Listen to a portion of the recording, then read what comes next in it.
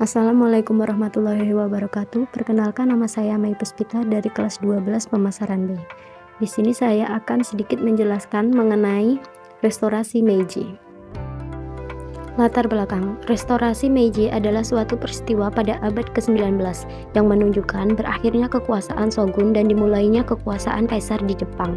Sejak restorasi ini terjadi, Jepang yang semula menutup diri dari pengaruh asing berubah menjadi terbuka terhadap segala bentuk kehadiran asing. Bahkan, restorasi Meiji menjadi titik balik di mana Jepang segera tumbuh dan berkembang menjadi negara yang sangat maju dan kuat.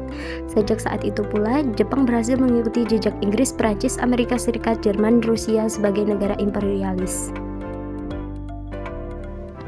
Penyebab terjadinya restorasi Meiji. Jepang merupakan negara dengan bentuk pemerintahan kekaisaran, sehingga secara teoritis memegang kekuasaan tertinggi adalah kaisar. Namun, dalam praktiknya sejak abad ke-12 yang memiliki peran dan kekuatan besar dalam menjalankan pemerintahan adalah panglima militer atau shogun. Sementara kaisar memiliki peran terbatas dalam aktivitas sosial politik, bahkan hanya menjadi semacam simbol. Selama shogun berkuasa, tidak jarang terjadi peperangan dan pemberontakan yang berupaya memulihkan peran kaisar. Konflik semakin memanas saat Keshogunan Tokugawa mulai berkuasa pada tahun 1633. Pasalnya, dinasti ini menjalankan kebijakan baru yang dikenal dengan nama Sakoku, di mana orang Jepang tidak boleh pergi ke luar negeri begitu. Upaya menutup diri juga dilakukan dengan melarang peredaran buku-buku berbahasa asing. Alasan utama penerapan kebijakan Sakoku adalah Tokugawa khawatir Jepang akan mendapatkan pengaruh buruk dan dikuasai oleh pihak asing. Kebijakan ini terbukti mematikan ekonomi Jepang. Memasuki abad ke-18 timbul kemerosotan ekonomi akibat bencana alam dan korupsi.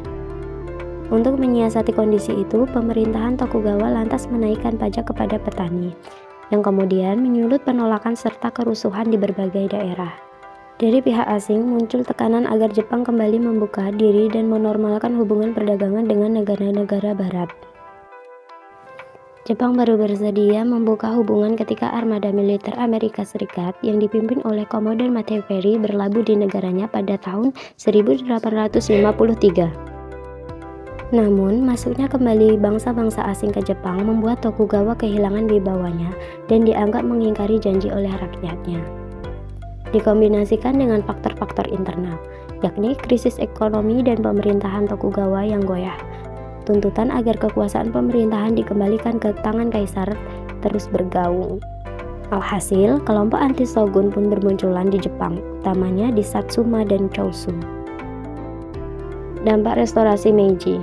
Dampak positif, satu, sistem feodalis dihapuskan dan diganti dengan sistem daerah administrasi.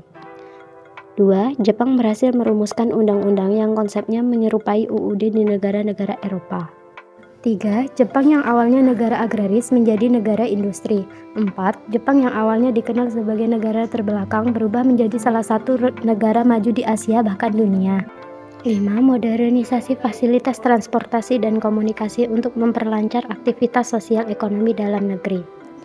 6. Jepang tumbuh menjadi salah satu negara di Asia dengan militer terkuat dan termodern pada awal abad ke-20. Dampak negatif. 1. Hilangnya hak-hak istimewa dari golongan-golongan tradisional di Jepang, seperti di daimyo, ituan tanah, dan samurai. 2. Munculnya Jepang sebagai negara imperialis pada Perang Dunia II. 3. Jepang mampu menduduki Cina pada 1931, Korea pada 1930, kemudian Hong Kong dan Indonesia pada 1942. Tujuan restorasi Meiji. 1. Melawan keshogunan dan mengembalikan kekuasaan Jepang pada kaisar. 2. Melaksanakan modernisasi tanpa mengorbankan kesatuan dan persatuan nasional.